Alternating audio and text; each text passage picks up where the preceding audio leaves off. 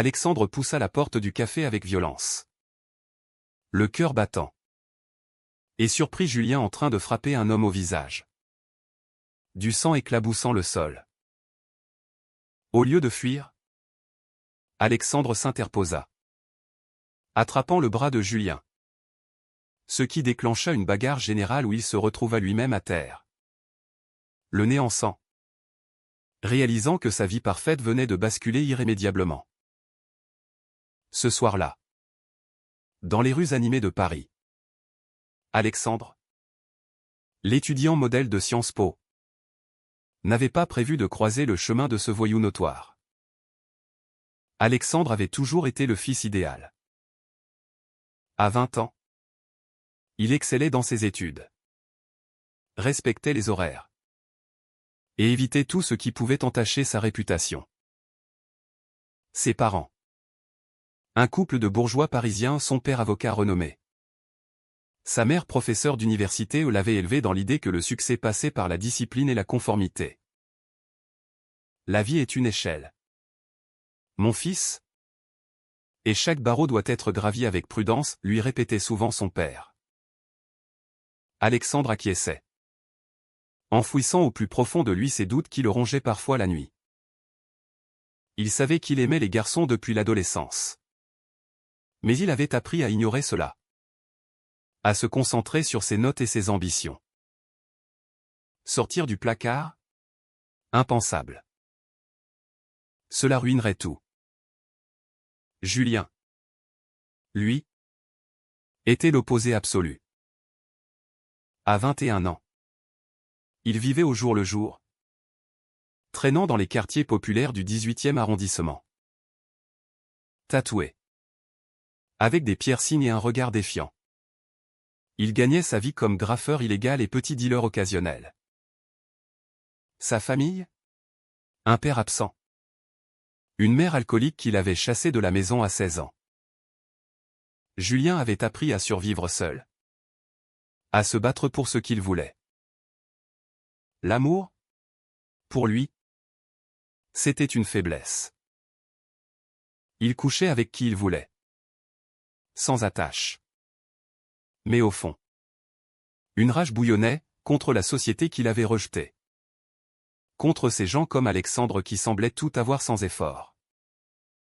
Ce soir fatidique, Alexandre était entré dans ce café miteux pour retrouver un ami qu'il avait planté. Il n'avait pas prévu de voir Julien. Ce type qu'il avait croisé quelques fois à l'université où Julien y squattait parfois les cours pour s'abriter du froid.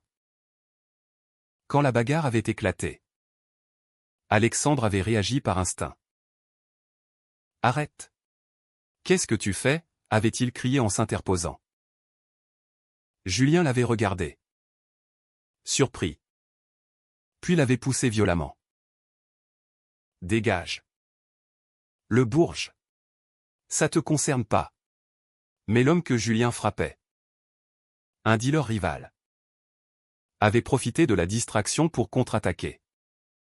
Envoyant Alexandre au sol. La police était arrivée peu après. Alexandre, le nez enflé, avait été emmené au commissariat avec Julien. Assis côte à côte dans la cellule de garde à vue. Le silence était pesant. « Pourquoi t'as fait ça » murmura enfin Julien, évitant son regard. Alexandre haussa les épaules. La douleur lancinante. « Je sais pas. T'avais l'air. En danger. » Julien ricana. « En danger ? C'est toi qui t'es mis en danger. Idiot. T'es qui ? Au juste ? » Alexandre se présenta. Et pour la première fois, il sentit une connexion étrange. Julien, sous son armure de dureté, semblait vulnérable. Le lendemain matin, libéré sans charge, l'homme agressé avait fui. Alexandre rentra chez lui, le visage marqué. Ses parents l'attendaient. Furieux. « Qu'est-ce qui t'est arrivé ? Tu étais où » demanda sa mère. Les yeux écarquillés. Alexandre mentit, prétextant une chute accidentelle. Mais intérieurement, il bouillonnait. Pourquoi avait-il aidé Julien? Était-ce de la pitié? Ou quelque chose de plus profond? Il repensa au regard de Julien, à cette intensité qui l'avait transpercé. Quelques jours plus tard, Julien le contacta via un numéro qu'il avait subtilisé au commissariat. « Faut qu'on parle, dit-il simplement. Ils se retrouvèrent dans un parc du Marais. Julien s'excusa maladroitement. « T'aurais pas dû t'en mêler. » Mais... Merci. Alexandre, assis sur un banc, observa les couples qui passaient. « Pourquoi tu te bats comme ça? T'as pas peur des conséquences? » Julien s'assit à côté de lui. Trop près peut-être. La vie m'a appris que si tu te bats pas, on te piétine. Toi, avec ta vie parfaite, tu comprends pas. Au fil des rencontres clandestines, une amitié improbable naquit. Alexandre découvrait un monde qu'il ignorait, les rues sombres, les graffitis contestataires, la liberté brute. Julien, lui, voyait en Alexandre une stabilité qu'il enviait. Mais bientôt, les sentiments évoluèrent. Un soir, sous la pluie, Julien posa sa main sur l'épaule d'Alexandre. « T'es différent des autres, murmura-t-il. Alexandre sentit son cœur s'emballer. Était-ce cela? L'amour? Mais avec Julien. Cela signifiait défier tout, sa famille, la société, ses propres peurs. Les conflits intérieurs s'intensifièrent. Alexandre rentrait tard, mentant à ses parents. « Je révise avec des amis, disait-il. » Mais sa mère suspectait quelque chose. « Tu changes? Alexandre. Tes notes baissent légèrement. Qu'est-ce qui se passe? » Il niait. Mais la culpabilité le rongeait. Était-il en train de tout gâcher pour un caprice? Julien, de son côté, luttait contre sa propre rage. « T'es trop bien pour moi, avoua-t-il un jour. Je vais te détruire. » Pourtant, il continuait, attiré irrésistiblement.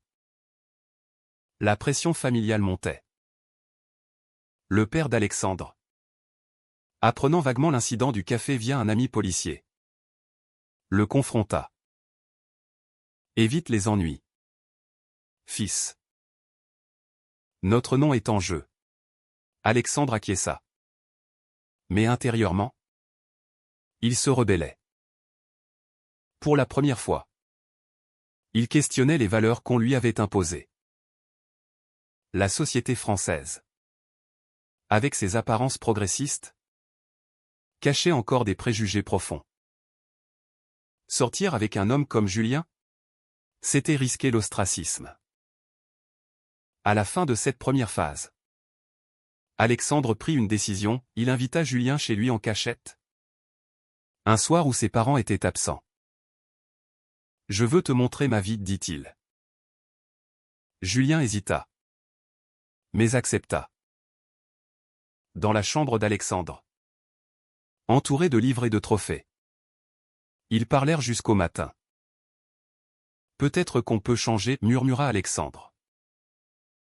Mais au fond, il savait que le vrai combat ne faisait que commencer. Le lendemain de cette nuit passée ensemble, Alexandre se réveilla avec une anxiété nouvelle. Julien était parti avant l'aube. Laissant un mot, c'était bien. Mais faut pas que ça devienne une habitude. Alexandre froissa le papier, le cœur serré. Comment pouvait-il concilier cet amour naissant avec sa vie structurée? Il se rendit à l'université. Mais ses pensées vagabondaient. Pendant un cours sur l'éthique politique, Il se surprit à dessiner le visage de Julien au lieu de prendre des notes. Julien, de son côté, errait dans les rues de Montmartre, taguant un mur avec un message contestataire, « Liberté pour tous » ou pour personne. Mais ses gestes étaient mécaniques. Alexandre l'avait ébranlé. Pour la première fois, il envisageait une vie au-delà de la survie. Pourtant, ces vieux démons ressurgissaient.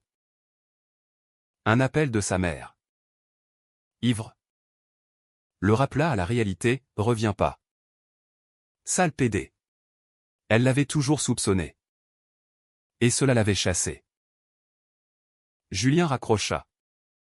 Furieux. Était-il condamné à cette vie? Les rencontres se multiplièrent. Toujours en secret. Il se promenait le long de la Seine, discutant de tout, des rêves d'Alexandre de devenir diplomate, des colères de Julien contre l'injustice sociale. La France est hypocrite, disait Julien.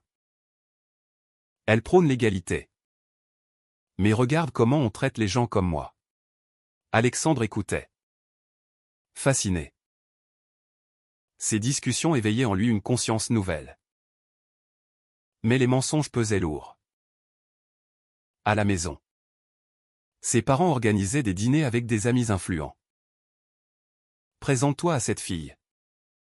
Elle est parfaite pour toi, suggéra un jour sa mère, parlant d'une étudiante de bonne famille.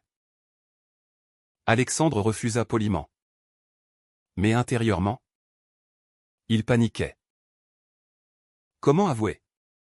La société française, malgré les lois sur le mariage gay, gardait des poches de conservatisme, surtout dans les milieux bourgeois. Ses amis à l'université, libéraux en surface, riaient des blagues homophobes en privé. Alexandre se sentait piégé. Un soir, lors d'une dispute avec Julien, les tensions éclatèrent. « T'as honte de moi? » C'est ça, accusa Julien. Non. C'est juste compliqué. Julien partit en claquant la porte, laissant Alexandre en larmes. La pression familiale s'accentua.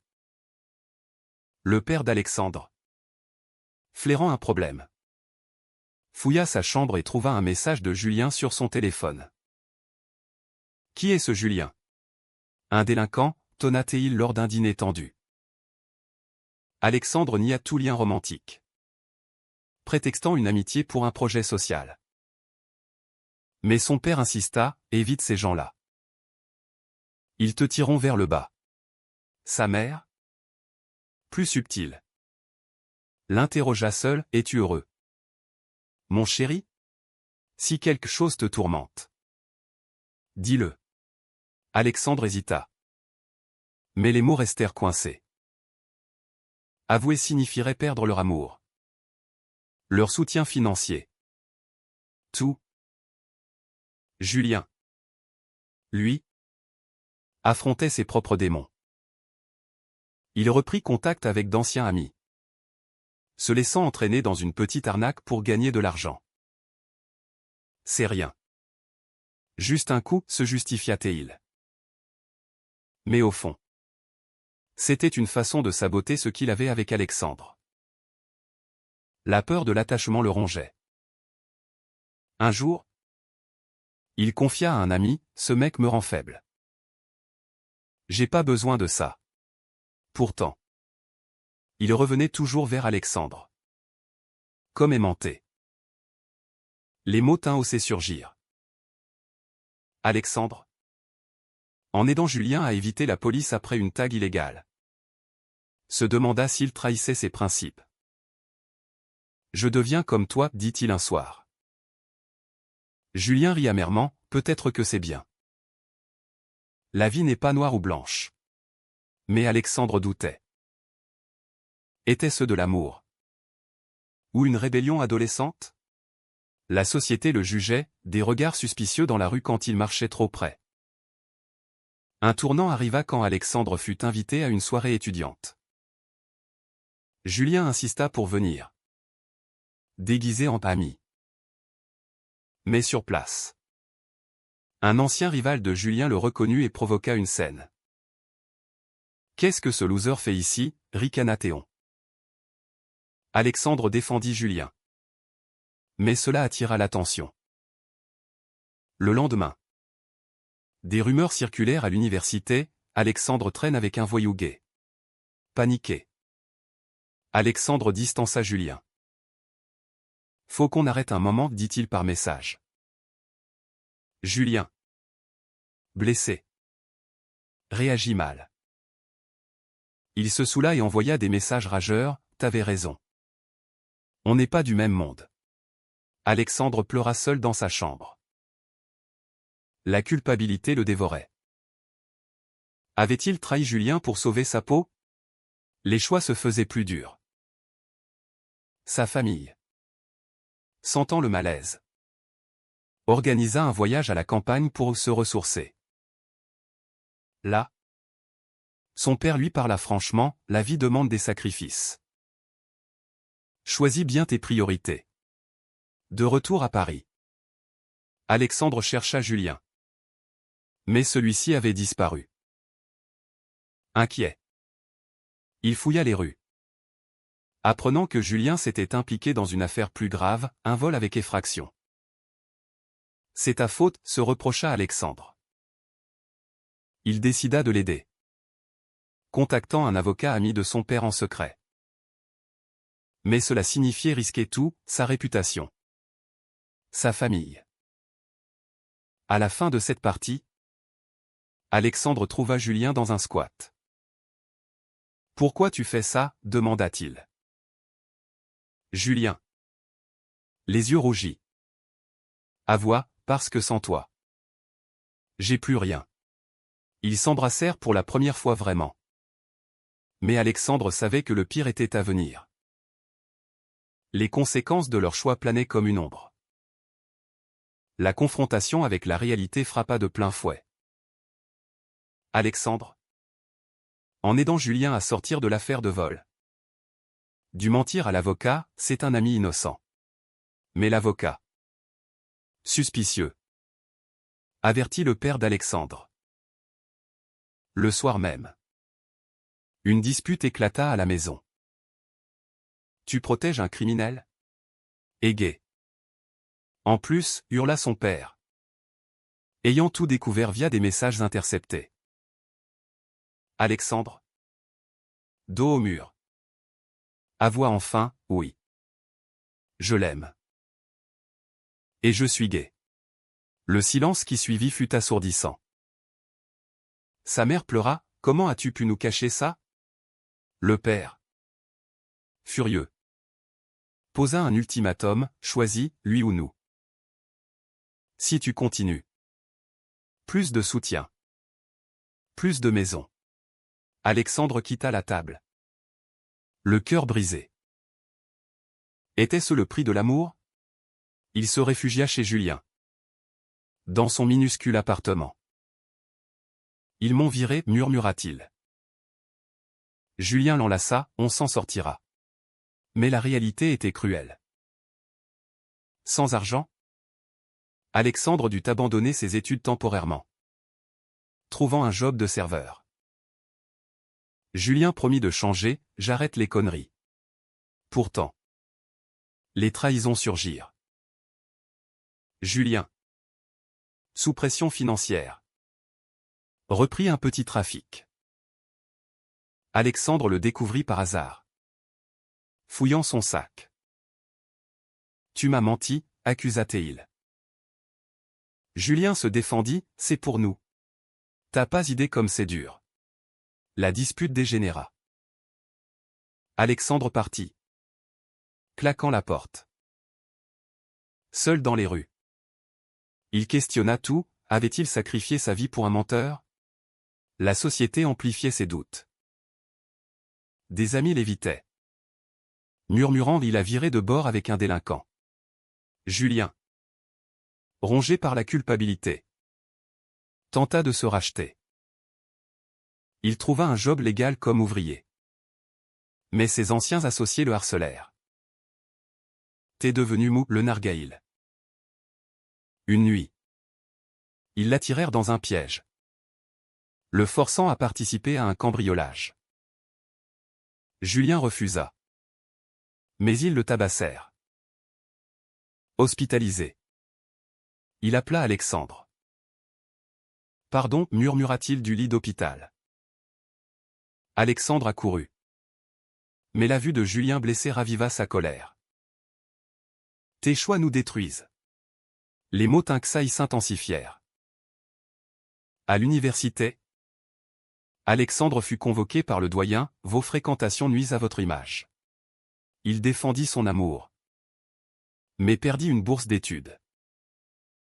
Chez Julien, la mère de celui-ci réapparut. Sobre pour une fois. Mais homophobe, t'as ruiné ta vie avec ce bourge pédé. Julien la chassa. Mais les mots blessèrent. Peut-être qu'elle a raison, confia-t-il à Alexandre. On se fait du mal. Un Otrao arriva lors d'une manifestation à Paris contre les inégalités. Julien y participa, traînant Alexandre. Mais la foule dégénéra en violence. Julien, emporté, lança une pierre sur la police. Alexandre l'arrêta, arrête. C'est pas la solution. Julien le repoussa, t'es comme eux. Au fond. Blessé. Alexandre s'enfuit. Plus tard. Julien fut arrêté pour trouble à l'ordre public. Alexandre, dévasté, affronta sa famille une dernière fois. Je l'aime, et je ne renoncerai pas, déclara-t-il. Son père céda partiellement, réfléchit. On t'aime. Mais ça nous tue. Alexandre choisit Julien, baisant ses études pour le soutenir. Mais en visitant Julien en prison, il apprit une trahison, Julien avait contacté un ex pour de l'argent. Flirtant par message. C'était rien, jura Julien. Alexandre, trahi, pleura, tout ça pourquoi? Les dommages étaient profonds. Alexandre, isolé, questionna sa moralité. Avait-il bien fait de tout sacrifier? Julien, en cellule, réfléchit à ses actes. J'ai tout gâché, se dit-il. À sa sortie, ils se confrontèrent. On arrête, proposa Alexandre. Julien secoua la tête, non. On change. Mais le vrai test vint quand les parents d'Alexandre organisèrent une intervention. Reviens. Oublie-le, supplièrent-ils. Alexandre hésita, voyant leur douleur. Choisir signifiait trahir l'un ou l'autre. Finalement, il opta pour l'amour. Mais à quel prix? Julien, apprenant cela, promit fidélité. Pourtant, les cicatrices restaient. À la fin de cette phase, une opportunité surgit, Julien trouva un mentor pour son art. Et Alexandre reprit des cours en ligne. Mais les tensions persistaient, menant à une décision fatidique.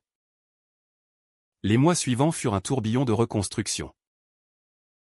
Alexandre, avec un job à temps partiel, reprit ses études à distance. Loin de Sciences Po. Julien, sous probation, se concentra sur ses graffitis légaux, exposant dans une petite galerie. On y arrive, se disait-il. Mais les blessures intérieures suppuraient. Alexandre rêvait souvent de sa vie d'avant, regrettant les opportunités perdues. Ai-je fait le bon choix, se demandait-il. Julien, lui, luttait contre ses impulsions. Un jour, un ancien associé le tenta avec une offre lucrative illégale. Juste une fois, pensa-t-il. Mais il refusa. Appelant Alexandre pour du soutien. Je suis fier de toi, répondit celui-ci. Leur relation s'approfondit. Mais la société continuait de juger. Lors d'une fête chez des amis communs. Des remarques homophobes fusèrent, un intello et un voyou. Ça dure pas. Alexandre défendit leur amour. Mais rentra blessé. La famille d'Alexandre tenta une réconciliation. Sa mère l'invita à déjeuner, on accepte. Mais lentement. Alexandre y alla seul. Julien refusant, c'est ton monde. Là, il vit leur effort. Mais aussi leur inconfort. Ton père s'inquiète pour ton avenir, dit-elle. Alexandre rentra troublé. Était-ce égoïste de persister? Un choc final arriva quand Julien fut accusé à tort d'un tag vandale. La police, connaissant son passé, l'arrêta. Alexandre, pour le disculper, contacta son père avocat. Aide-le. S'il te plaît. Le père accepta. Mais à condition, romps avec lui après. Alexandre refusa. Mais l'aide vint quand même. Julien fut innocenté. Mais a pris le marché. T'as négocié pour moi, accusa-t-il. Non. C'était son choix. La confiance ébranlée. Ils se disputèrent violemment. Dans cette crise, Alexandre affronta ses démons. J'ai tout perdu pour toi. Et tu doutes? Julien avoua, j'ai peur de te perdre. Ils décidèrent de partir ensemble à Lyon. Pour un nouveau départ. Là, loin de Paris, ils reconstruisirent. Alexandre trouva un stage. Julien une école d'art. Mais les sacrifices pesaient, amis perdus. Famille distante. Un soir, assis sur les berges du Rhône, ils parlèrent franchement. Le prix a été élevé, dit Alexandre. Mais ça valait le coup? Julien serra sa main, oui. Parce qu'on s'est trouvé. Alexandre acquiesça. Mais au fond, des doutes persistaient. La société évoluait lentement. Mais leurs blessures étaient réelles. Des années plus tard, Alexandre devint consultant social. Aidant les jeunes marginalisés. Julien, artiste reconnu, exposait ses œuvres sur l'injustice. Leur amour avait survécu, mais marqué par les épreuves. Ils avaient payé cher, isolement, regret, mais aussi croissance.